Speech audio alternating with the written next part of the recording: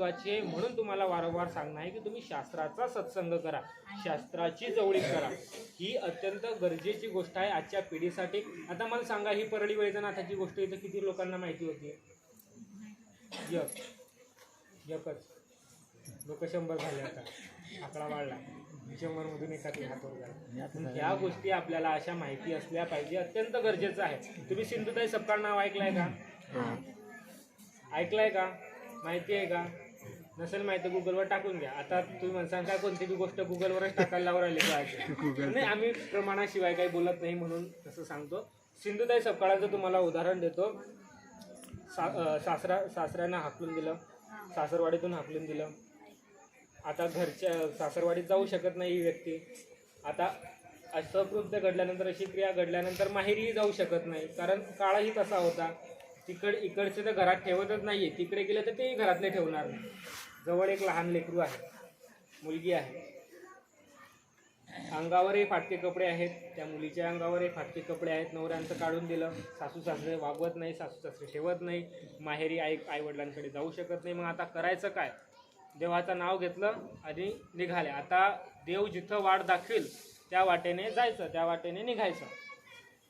1 गाव 2 गाव सोडलं. रस्त्याने काही प्रत्येक ठिकाणी जेवायला भेटतच होतं असं नाही, प्रत्येक ठिकाणी पाणी भेटत होतं असंही नाही, परंतु प्रयत्न मात्र चालू होता की कुठंतरी काहीतरी परमेश्वराचं साह्य होईल आणि कुठंतरी योग्य मार्गदर्शन लाभेल.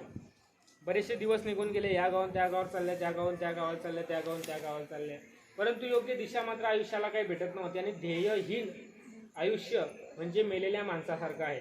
काहीतरी माणूस 50 वर्षाचा झाला काय, 70 वर्षाचा झाला काय, काहीतरी ध्येय मनुष्याच्या आयुष्यात असलंच पाहिजे. आज मी तुम्हाला नवीन ध्येय दिलं, श्रीमद भगवद्गीता तुम्हाला शिकायची आहे. आता तुमचं जर आयुष्य एखाद्याचं असलं ध्येयहीन, तर ते आता ध्येय पूर्ण झालं आणि हे ध्येय आपल्याला साध्य करायचं. परंतु ध्येयहीन मनुष्याचं जगणं म्हणजे मेलेल्या मुर्द्यासारखं आहे.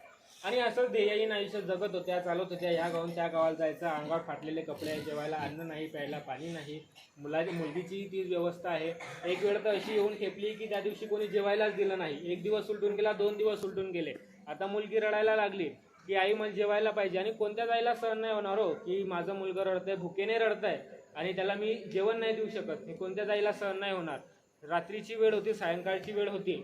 आता जेवायला काय द्यायचं? आता पदार्थ नाही. आता प्रत्येक ठिकाणी काही भिक्षा मिळेल असं आहे का? प्रत्येक ठिकाणी कोणी पदार्थ दिलं असं आहे का? कोणी देत नाही, प्रत्येक ठिकाणी नाही भेटत. अत्यंत कठीण परिस्थिती. आता करायचं काय? तर जवळ होती एक स्मशानभूमी. त्या स्मशानभूमीमध्ये नुकतंच काहीतरी एक प्रेत जळत होतं आणि त्या प्रेताजवळ उंडे पडलेले होते, छोटे छोटे कणकीचे गोळे. आता मुलीला जेवायला द्यायचं, पण आता दुसरं तर कोणी काही देत नाही. आता ते उंडे काही चांगले मिठा भाजीचे नसतात. जर तुम्हाला माहिती असेल तर ते असे साधारण उंडे असतात.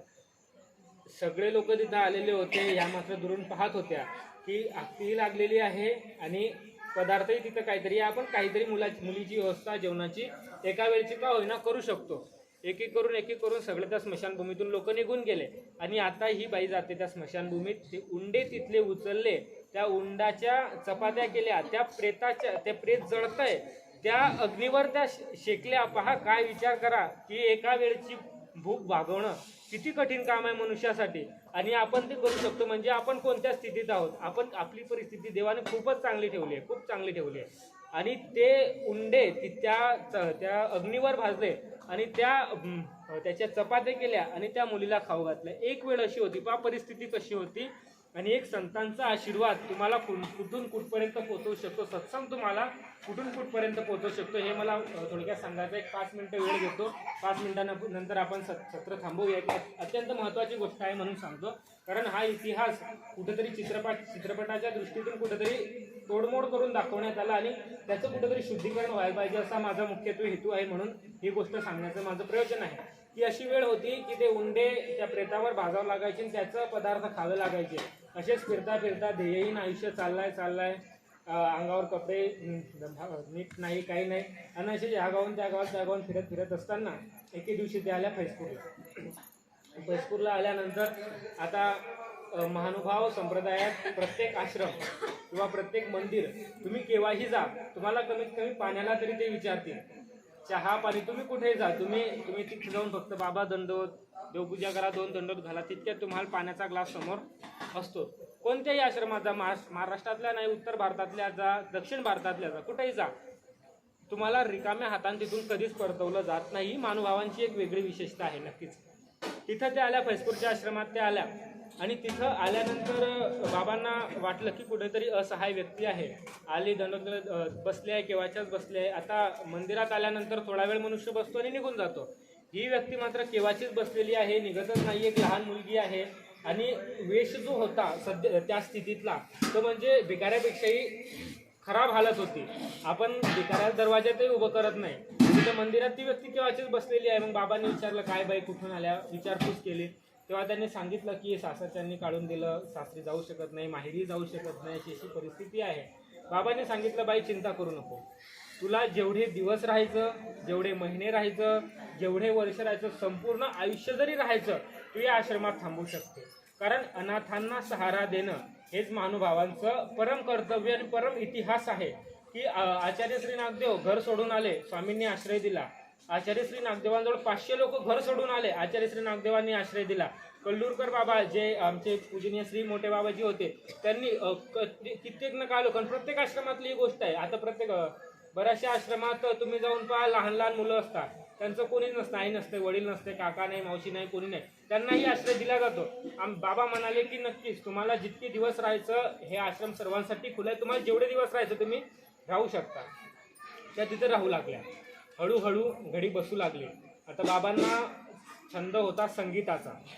कुठेही गेले, कोणत्याही कार्यक्रमात गेले की आरती कुंज बिहारी की, तुम्हाला माहिती असेल, कोणत्याही कार्यक्रमात गेले की आरती कुंज बिहारी की पैठणच होती. ते आरती झाल्याशिवाय तो कार्यक्रमच पार पडत नव्हता. तो कार्यक्रम कोणाचाही असो, संभाजीनगरचा कार्यक्रम असो का तो तिकडे नांदेडचा असो का परभणीचा असो, बाबा आले म्हणजे आरती कुंज बिहारी की व्हायलाच पाहिजे. आणि ते संगीतामध्ये प्रवीणही होते.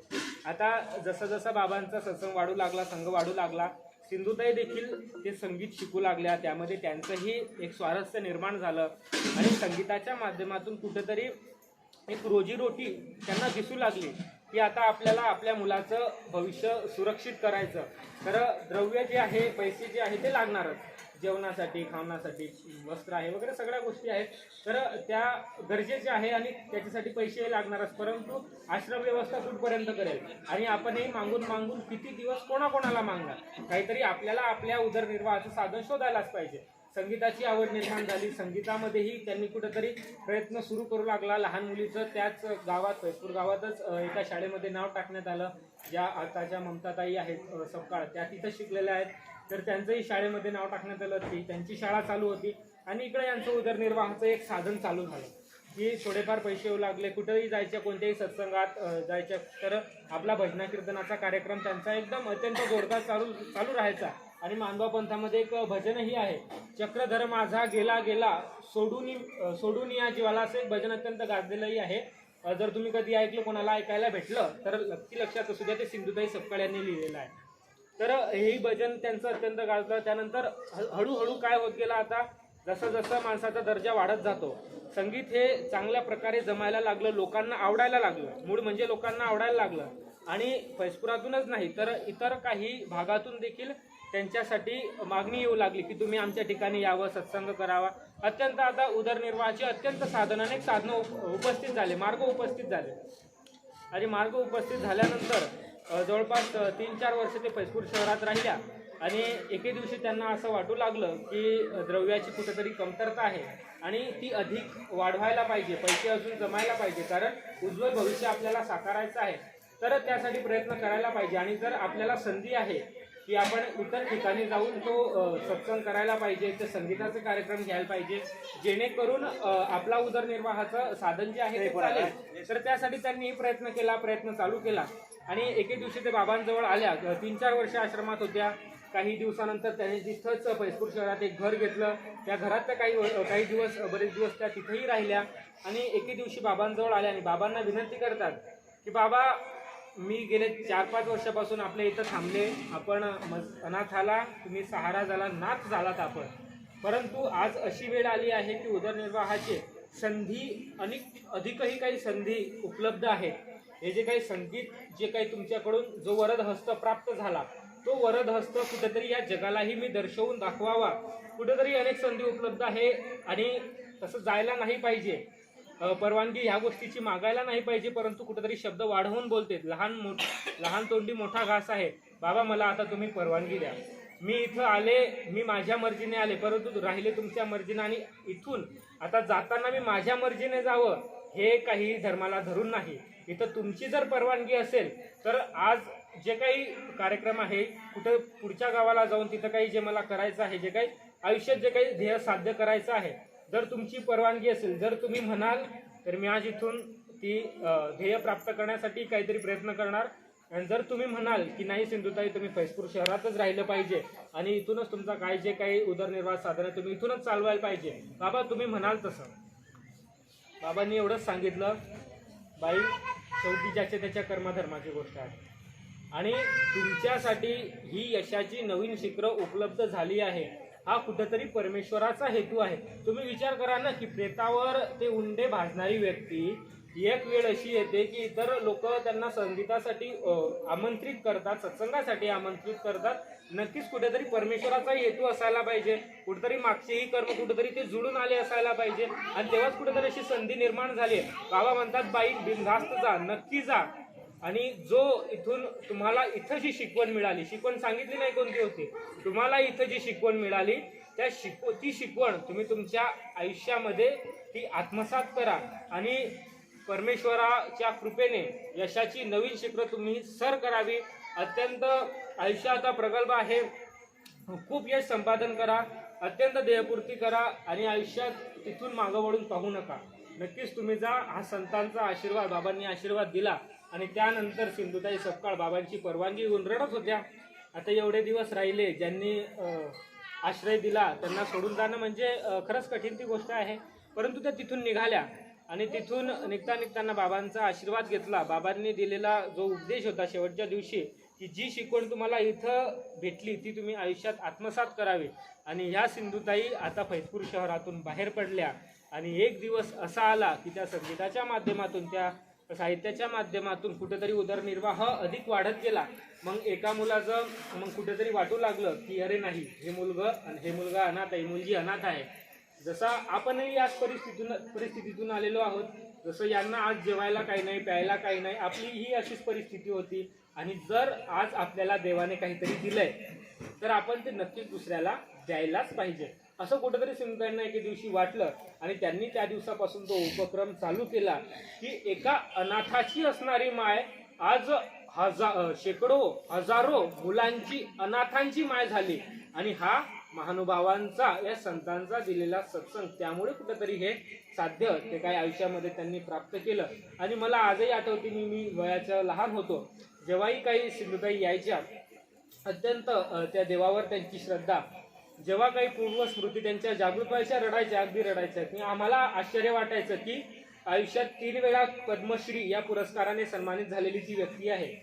पद्मश्री, पद्मभूषण आणि पद्मविभूषण ही भारतातली 3 महत्त्वाची जी पुरस्कार आहे, त्यातील पद्मश्री हा एकच पुरस्कार त्यांना 3 वेळा प्राप्त झाला. विचार करा काय त्यांचं ते कार्य असेल. आणि सर्वांना माहितीच आहे की ही व्यक्ती जिथं लोकांना हसवते, एवढ्या लोकांचं संगोपन करते, हे या दरवाजात येते, इथं खुर्चीवर बसते, ही व्यक्ती रडायला लागते. मला आश्चर्य वाटायचं ही व्यक्ती असं का करते. परंतु एवढ्या मोठ्या पदवीवर गेल्यानंतर देखील, एवढं काही संपादन केल्यानंतर देखील मात्र त्यांनी त्यांची जी नाळ जुळलेली होती फैजपूर शहराची, तिथं त्या गल्लीमध्ये आल्या, त्या वाड्यात आल्या की प्रत्येकाच्या घरी जाणार, ओळखलं का, ना काय ती व्यक्ती असेल, काय त्यांचे ती शब्द असतील, एवढी म्हणजे प्रसिद्ध व्यक्ती ती समोरून एखाद्या जे त्यांचे जुने काही परिचय त्यांना विचारायचे की तुम्ही ओळखलं का.